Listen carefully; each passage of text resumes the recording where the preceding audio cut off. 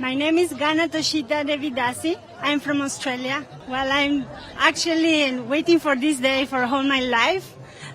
This is very auspicious days of Lord Jagannath. Just come out to see all of his devotees. So we, as Westerners, we cannot enter in the temple, Lord Jagannath here in Puri. So I have been here in Puri many times, but never in the Ratha Yatra time. So now the Ultra Rath is a very nice opportunity for all of us that we cannot take darshan inside the temple, just waiting for the Lord Jagannath's mercy. Just he come out just to see all the devotees. So I'm so grateful to be here. It's really nice. It's breathtaking. I love to be here, and every time I have the opportunity to come to Jagannath Puri, I'll do it. I love Jagannath.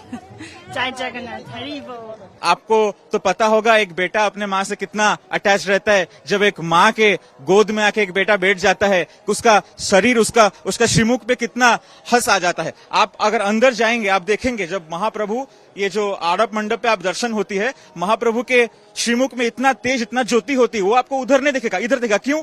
क्योंकि हम जब कर्म भूमि छोड़ के, जैसे हम लोग काम करते हैं, वेकेशन में जाते हैं, अपने खुद के घर जाते हैं या फिर कहीं पे मतलब गांव जाते हैं, तो हमारे चेहरे पे जो हंस जो खिल जाता है, हमारे मुख पे जो दिखता है, वो अपनी खुशी झलकती है, वही आप महाप्रभु के श्रीमुख पे इधर देख पाएंगे।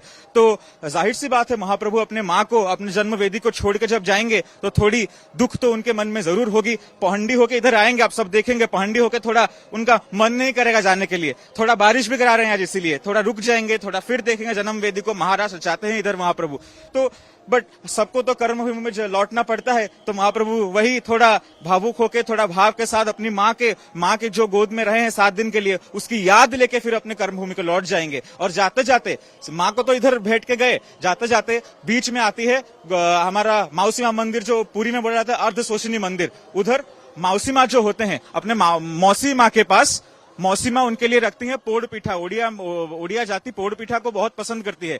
पोड़ पीठा एक स्पेशल तरीके का एक पीठा होता है, ओडिया में महाप्रभु को बहुत पसंद है। और महाप्रभु रास्ते में जाते जाते माँ के पास से गए, रास्ते के बीच में मौसी के घर में रुकेंगे। मौसी के घर में पोड़ पीठा जो समर्पण होगा, वो प्रसाद लगेगा, फिर महाप्रभु जाएंगे अपने कर्म वेदी के लिए।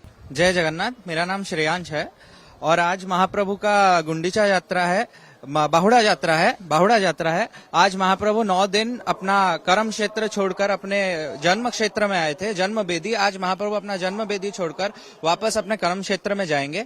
आज बाहुड़ा यात्रा होगा। बाहुड़ा यात्रा होते टाइम एक महाप्रभु का एक नीति भी होता है, लक्ष्मी नारायण भेंट होगा बीच में। उसके बाद महाप्रभु अपने कर्म क्षेत्र श्री मंदिर में विजय करेंगे। वहां रथ रहने के बाद कल महाप्रभु का एक बहुत स्पेशल नीति होता है, सुना बेस जिसको बोलते हैं। महाप्रभु, माँ सुभद्रा और बड़ ठाकुर, महाप्रभु श्री बलभद्र और सुदर्शन जी, 4 लोग 208 किलो सब लोग इंडिविजुअल सोना पहनेंगे। उसको सोना बेस बोला जाता है। तो कल सोना बेस होगा। सोना बेस के बाद वाले दिन अधर्पणा नीति है। अधर्पणा में क्या होता है, जब रथ में महाप्रभु बाहर विजय होते हैं तो रथ में ये माना जाता है कि जितने सारे अतृप्त आत्माएं हैं वो भी महाप्रभु के साथ साथ रथ में चलते हैं वैकुंठ की प्राप्ति के लिए। तो इसीलिए ये नीति है अधर्पणा की। महाप्रभु, अधर का मतलब होता है ओट और पणा का मतलब होता है, ओडिया कुजीन में पणा का मतलब होता है एक पानी का delicacy, it's like a sweet dish, एक स्वीट ड्रिंक।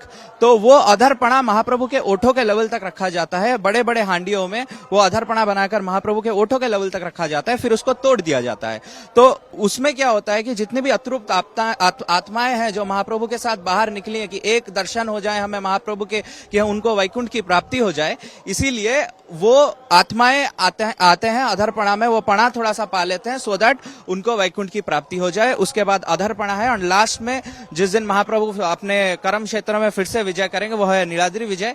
नीलाद्रि विजय उसके बाद होगा। नीलाद्रि विजय में महाप्रभु श्री सुदर्शन महाप्रभु, माँ सुभद्रा और बड़ ठाकुर महाप्रभु श्री बलभद्र, चारों चतुर्धा मूर्ति फिर से विजय करेंगे अपने कर्म क्षेत्र में, अपने रत्न सिंहासन के ऊपर। ये आप देखिए, दुनिया में आपको कितने मंदिर मिलेंगे, लेकिन इकलौता यही एक मंदिर है जिसमें जो मूल विग्रह है भगवान का वो बाहर आते हैं। और कहीं आपको ऐसे भगवान नहीं मिलेंगे जो अपने आप को, अपना मंदिर, अपना रत्न सिंहासन छोड़कर बाहर सड़कों पे आ जाएंगे कि अब मैं अपने भक्तों से मिलना चाहता हूं। आप किसी भी भगवान को देखेंगे, आप भगवान राम को देखेंगे, आप महादेव को देखेंगे, सबका एक रूप होता है। जगन्नाथ जी हाथ को ऐसे करके रहते हैं कि मैं सड़क पे निकल जाऊंगा, मेरे भक्त आए, मेरे भक्त मुझे गले लगाए, मेरे भक्तों के साथ मैं मिलना चाहता हूं। और रथ यात्रा तो पर्व ही वैसा है, बाहुड़ा यात्रा, रथ यात्रा, जब एक रस्सी के सहारे भक्त और भगवान का मिलन होता है, भक्त भगवान का मिलन होता है। एक रस्सी के सहारे भक्त अपने भगवान को खींच खींच कर अपने श्री मंदिर से गुंडीचा मंदिर लेके आते हैं कि भगवान अपने माँ के साथ मिलेंगे 9 दिनों तक, और भगवान यहाँ 9 दिनों तक रहते हैं। उसके बाद फिर अपने कर्म क्षेत्र में वापस चले जाते हैं।